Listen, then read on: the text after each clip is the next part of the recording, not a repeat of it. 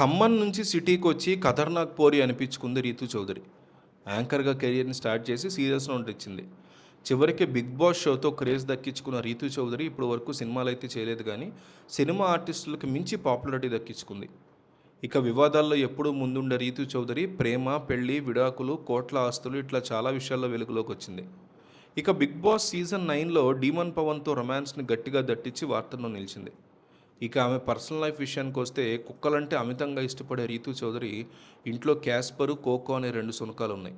మనుషులతో ఉండే బంధం కంటే ఆ కుక్కలతో ఉండే బంధమే ఎక్కువంటూ చనిపోయిన తన తండ్రే కుక్క రూపంలో పుట్టాడంటూ ఆసక్తికరమైన విషయాన్ని షేర్ చేసుకుంది రీతు. నేను కూడా పెట్ లవర్‌ని. మూగజీవాల కోసం రేణుదేశాయ్, రష్మిలు చేసినటువంటి ఫైట్‌లో న్యాయం ఉంది. ఒక డాగ్ ఎవరినో కరిచిందని మొత్తం డాగ్స్‌ని చంపేయడం అనేది కరెక్ట్ కాదు. ఒక అబ్బాయి రేప్ చేశాడు అందరిని చంపేస్తే ఎలా ఉంటుంది? ఒక డాగ్ ఏదో చేసిందని అన్ని డాగ్స్‌ని చంపేయడం తప్పు. నేను కూడా 2 కుక్కల్ని పెంచుకుంటున్నా. చిన్నప్పటి నుంచి వాటిని పెంచడం వల్ల వాటితో నాకు మంచి బాండింగ్ ఏర్పడుతుంది. మనుషులతో కూడా అంత బాండింగ్ వస్తుందో లేదో నాకు తెలీదు. కుక్కలతో వచ్చింది. ఒక డాగ్ నుంచి అన్‌కండిషనల్ లవ్ వస్తుంది. ఆ లవ్‌కి ఎవరైనా పడిపోవాల్సిందే.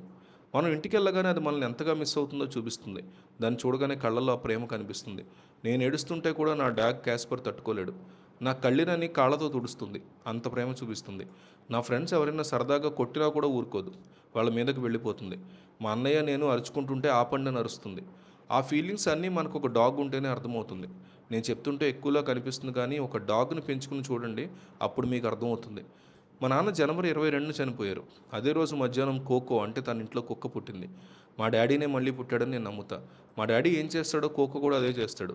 టీవీ చూస్తూ ఉంటాడు. నేను 'బిగ్ బాస్'కి వెళ్ళగానే అలా టీవీలో నన్నే చూస్తూ ఉంది. నేను ఏడిస్తే వాడు ఏడుస్తాడు. సేమ్ మా డ్యాడీలానే బిహేవ్ చేస్తాడు. దాని మొహం చూస్తే మా నాన్నే గుర్తొస్తుంది. మా అమ్మకి కుక్కలంటే ఇష్టం ఉండదు కానీ ఇప్పుడు జాస్పర్, కోకోలంటే మా అమ్మకు ప్రాణం. నేను అన్నల కంటే వాటిని ఎక్కువగా ప్రేమిస్తూ ఉంటుంది.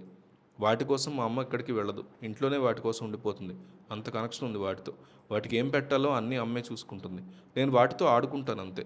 నా కష్టం, సుఖం అన్నింట్లోనూ నా కుక్కలు భాగం పంచుకుంటాయి. అందుకే అవంటే నాకు చచ్చేంత ఇష్టం అంటూ చెప్పుకొచ్చింది రీతు చౌదరి.